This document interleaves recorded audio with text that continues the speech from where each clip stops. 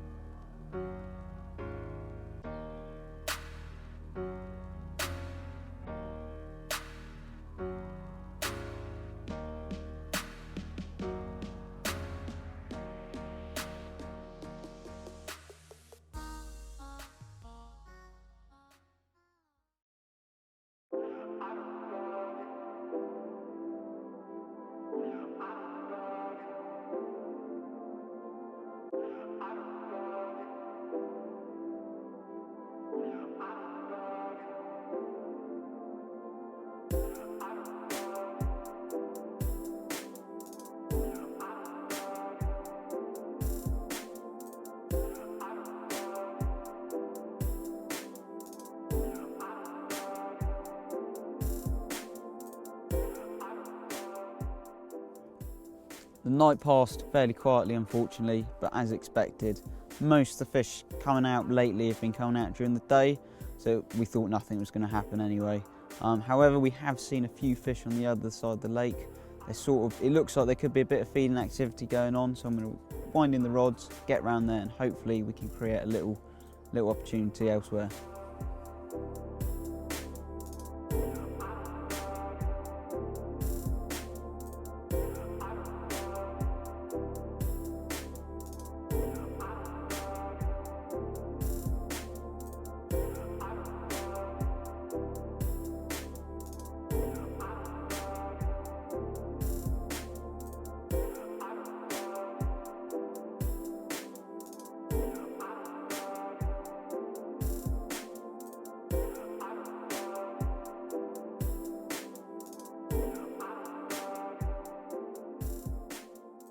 When it comes to fishing weedy venues, it can be quite daunting and challenging. However, there's a few things which can put you in good stead when fishing venues such as this one today. Number one would be using a heavy fluorocarbon mainline. I opt for the 18-pound quarter contour. It's extremely heavy, heavier than any mono that's out on the market. It's also really abrasion resistant, and it helps ride over weed beds out in the lake, which can stop you getting wiped out by floating weed beds flowing through like the water column. This is crucial when keeping leads on the spot and making sure that no carp are also swimming through the line and spooking off your spot. A couple of other things I do is if it's extremely weedy and there's drifting weed beds going through the water, then I'll add a few blobs of putty up the main line from the rig. This just ensures that everything is pinned down close to the deck as possible, and it stops any carp swimming into the line which is close to the rig, potentially ruining your chances. Also, if there is large drifting weed beds going through the water along the surface, then I'll add a back lead just down from the tip, and even try and get the back lead pinned down so everything is tight to the bottom, then slacken off on your fluorocarbon mainline and just let everything settle and sit, ensuring that there's no way a weed bed can come past your tip and wipe out your rod. That's also a real good key bit of information to use if there's floating weed beds about on the lake. Now, when it comes to spot finding in the weed, it can be a great idea to go out and do your homework beforehand. This can be turning up to the lake, finding a few swims which you think you could potentially be fishing and giving it a good lead about. You're looking for areas which fish have fed on, and these could be craters which fish have gone down, polished off and balled out, creating nice little spots. There also could be areas of low-lying weed which they could have fed on in the past and need a bit more bait to top up on. It's also maybe a good idea to bait up before you go fishing as well.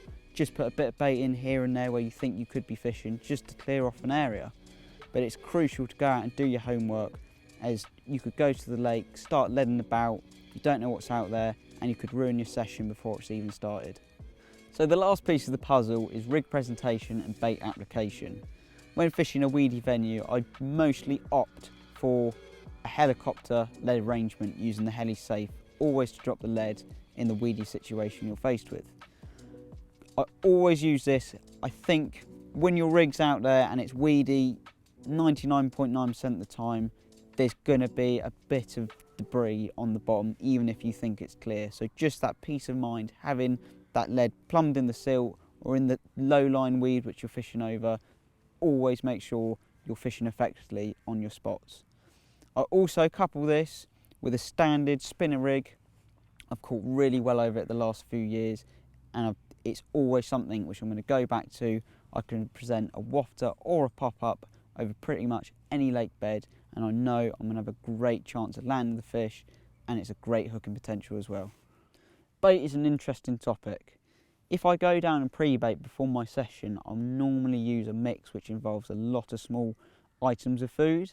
This is for when the carp find your spot and start grubbing around, they can clear that spot off and even like hoover the bottom for you, ready for when you come and fish. However, when I'm doing my session, I normally opt for large whole boilies in the 15 or 18 mil size. This is for when you've got a large bed of boilies out on the spot.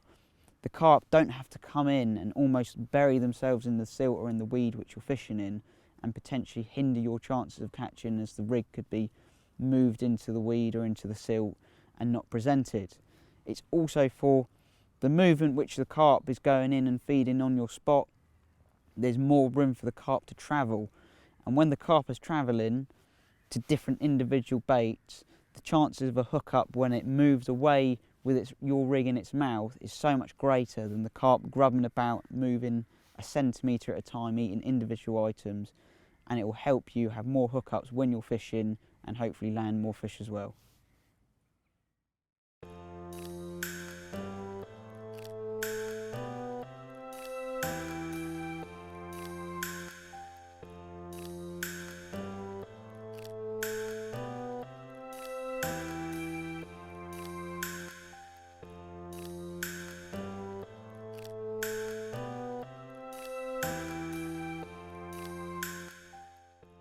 Right, so today's gone fairly quietly.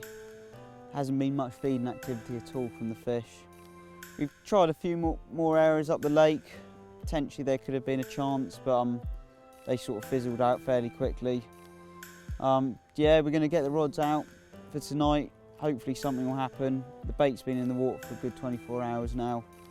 Hopefully it's been recognised and they get on it throughout the night, but we'll see what tonight brings. Going to get this rod out and take it from there.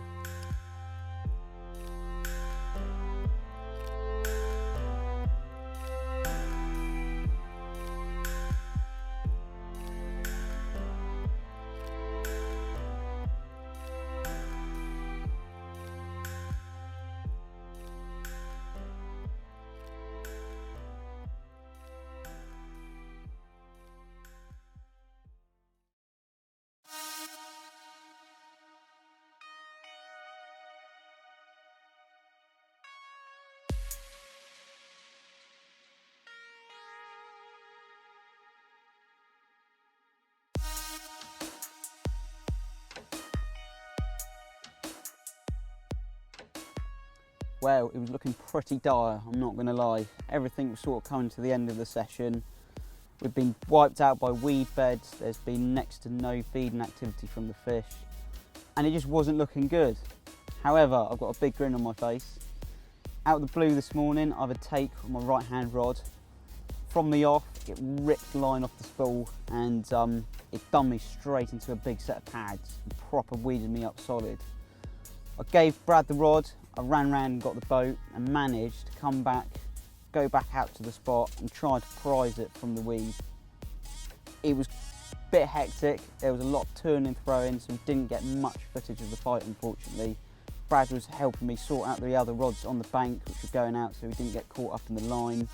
And after a bit of a hectic boat battle, towing me up and down the lake, we managed to get an absolute pearl in the bag. It is a proper beautiful carp. I'm going to compose myself, get everything ready and we'll go out and show you.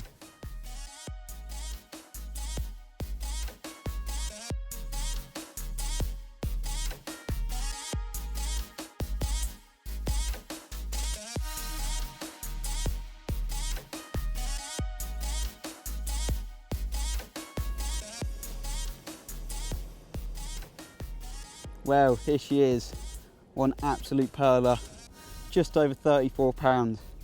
She was taking over the big bed of live system, and it's just what a way to end the session. It's been so hard going, weed bed wipes out, not a lot of feeding activity. It's just a lovely way to end the session. I doubt anything else will happen, there's been a lot of disturbance now with the boat. So I'm just going to admire this for a couple more seconds and then slip her back. What a lovely carp.